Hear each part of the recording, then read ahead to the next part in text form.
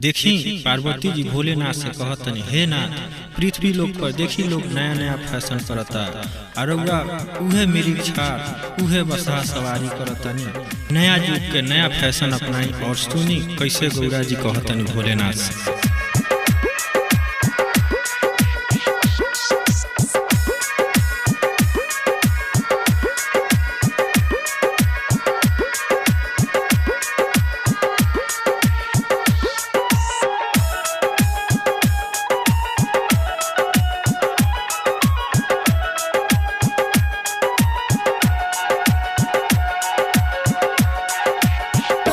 छोड़ी बस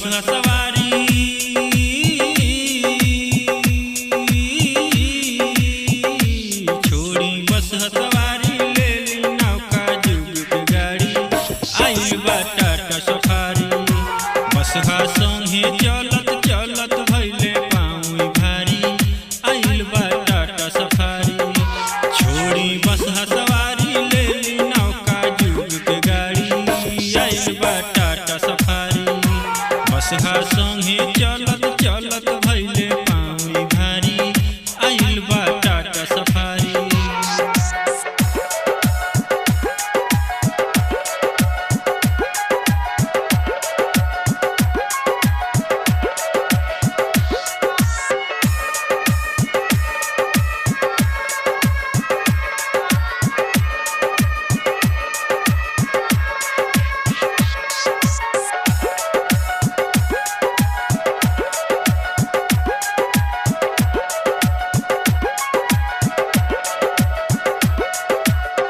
मेरी छाल फेंकी कोट पैंट सिलवाई, नौका जुगावा के फैशन अपनाई। मेरी छाल फेंकी कोट पैंट सिलवाई, नौका जुगावा के फैशन अपनाई। अगला सीट पे गौरा,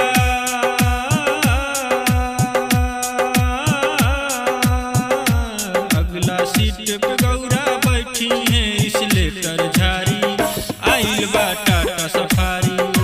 बसहा संगे चलत चलत भइले पाँव भारी, आइल बा टाटा सफारी। छोड़ी बसहा सवारी ले ली नौका जुग के गाड़ी, आइल बा टाटा सफारी।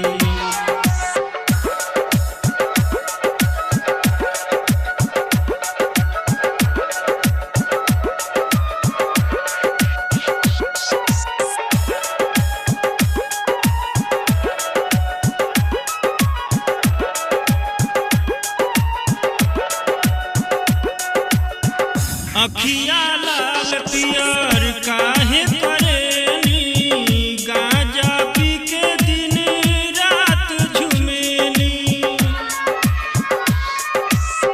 अखिया लाल पियर काहे करेनी, गांजा पी के दिन रात झुमेनी। छोड़ी भांग धतूरा,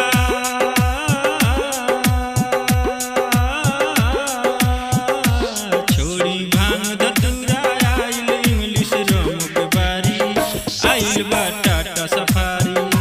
बसहा संगे चलत चलत भइले पाँव भारी, आइल बा टाटा सफारी।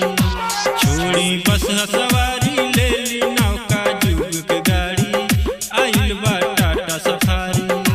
बसहा संगे चलत चलत भइले पाँव भारी, आइल बा टाटा सफारी। छोड़ी बसहा सवारी ले ली नौका जुग के गाड़ी, आइल बा टाटा सफारी। आदित्य